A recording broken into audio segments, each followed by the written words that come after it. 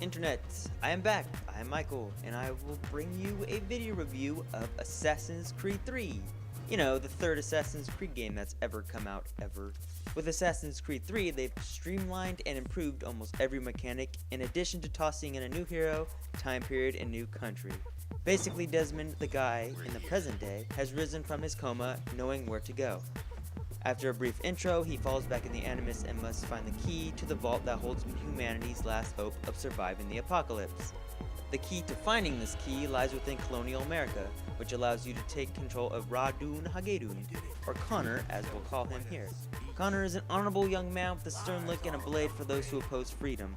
As a young boy, he was scarred for life by the Templars, leading him to live a life that favored taking them down, along with any other injustice towards the people. Kinda makes sense for the game to take place during the American Revolution. Assassin's Creed 3 starts out very slowly, but does so with the sole purpose of story, with the secondary purpose of being a tutorial. It isn't even until Sequence 6 that you become the iconic assassin we've seen in all the trailers and preview coverage. It may be easier for less patient players to scorn at this idea, but doing so lets you invest within the character and fall for the gigantic twist a few hours in.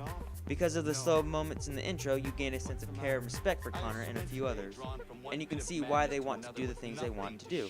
This patience shown by Ubisoft is something needed for other games that want to tell a more personal story. We need to see them before events go sideways, so we actually care about these people when things happen. Again, I know I'm being super vague, but it's kind of for your benefit. Just gotta take my word on this. It's actually pretty simple. Simple seems a bit charitable. Fuck, shit, sorry dude, Jesus. Anyway, besides the spectacular intro, the game keeps going at a steady pace. The game likes to never rest on its laurels, and doing so, it serves you up unexpected story beats every once in a while to throw you off. I didn't know what was going to happen next, which is what compelled me to stop hunting for a few minutes and continue the story, just to see what happened to Connor and everyone else.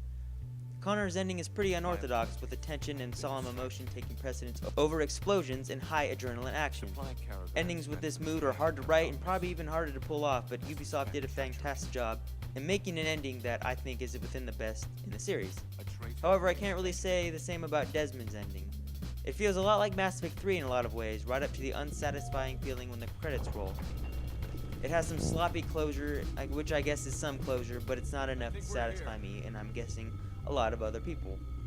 What did satisfy me a lot more was playing the actual game. Controls have been reworked in almost every facet. Instead of sticking to the ancient method of holding down the run button and the shoulder button to climb and sprint, the shoulder button is now the only button needed. The now unused thumb that would be on the A or X button can now control the camera while free running, giving chases more control, along with making climbing a lot easier and much less frustrating. Unless you're really bad, you won't fall to your death nearly as often, or you won't do it at all. This is even considering the new tree traversal, which sounds like it could be a train wreck on paper, but is one of the most fluid, gratifying actions in the game. Parkour just feels so natural now, and even if the mission failsafes can still be a little strict, the controls are a lot harder to blame. Combat has gotten a similar makeover. Brotherhood's kill chain combat has now taken a bigger influence from the old Batman, but it has its own twist. To start off, it's more responsive, allowing for faster counters, but the counters have given more depth as well. When you press the counter button, which is now just one button instead of two, which is awesome, time slows and each face button gives you a different action. You can throw, counter kill, counter with your ranged weapon, or disarm, and this allows for strategic depth since some of the enemy types need a specific counter to kill. They've added many more aspects such as double counters, human shields, killing on the move, better counter icons even if they kinda don't show up sometimes, environmental counters, and easily escapable battles, all of which lead to every fight being an orchestra of death and arterial sprays. Even though combo chains can be broken a little too easily, it's still the only game that can even hold a candle to old Batman. Connor can even set sail and commandeer an upgradable ship, letting him explore the open waters. These side missions are impressive because of the steady balance they achieve by equally weighing naval combat strategy and pure cinematic presentation. I thought these would be a throwaway, but honestly became one of my favorite side missions to do in the whole game, right next to hunting. Like Red Dead Redemption, animals are in the wilderness, ready for you to depult them. Man, I hope those bunnies were Templars because I killed a fucking ton of them. Outsmarting these little mammals is fun and allows for the economy to gain complexity since you can sell the goods from the animals and craft items. To craft items, you have to gather people on your set of land called the homestead. You can use these items you found from the animals to sell or make new things or send them on convoys.